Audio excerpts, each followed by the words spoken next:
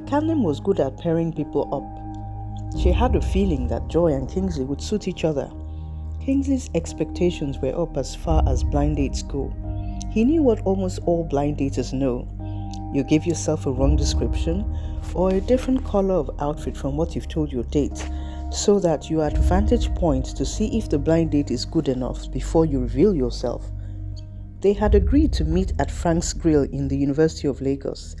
It was not pricey, but the location was central enough. There was a sitting area just by the water, and the bush bar, Asu and Suya, backed the main building and faced the ocean. It was all Kingsley's idea. He had chosen Frank's Grill because Joy had said she was not ready to drive all the way to the island from the mainland and back again.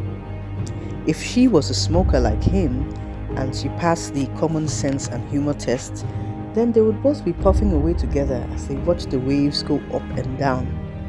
In the event that she didn't pass his test, he'd smoke anyway. Joy knew the blind date secret too and came in really early. She took a seat inside the building so she could see him long before he did her. They had not discussed whether to sit indoors or outdoors. They had spoken on the phone briefly 2 or 3 times, and she had formed a picture of his good looks based on how warm and sonorous his voice sounded. She expected a dark, fairly good-looking, tall but not too tall man. She had now waited for 1 hour. No show. She tried his phone line several times and it wouldn't go through. She was beginning to get upset.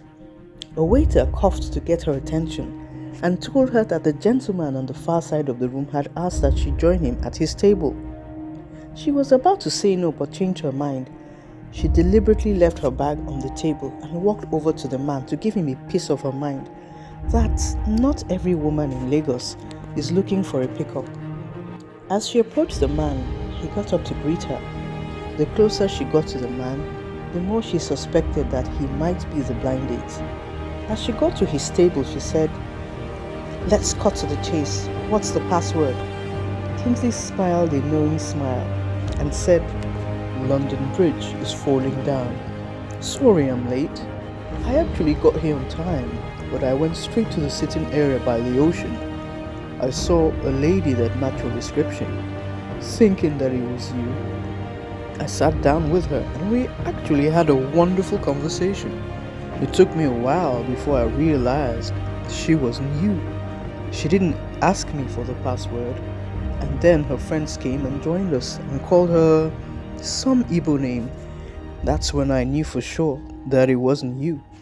She really wanted me to stay, but I got up and left and came in here to see if you were here. Anyways, I'm here now and you are too. That's all that matters. It's a pleasure to meet you." He stretches out his hand for a handshake, but Joy ignores his hand. She is still angry. He then offers to get her bag for her.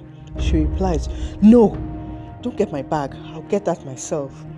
Kingsley continues smiling as though he didn't notice that she left his hand hanging. He then said, "My lady, if we are to be together, it would be good if you can..."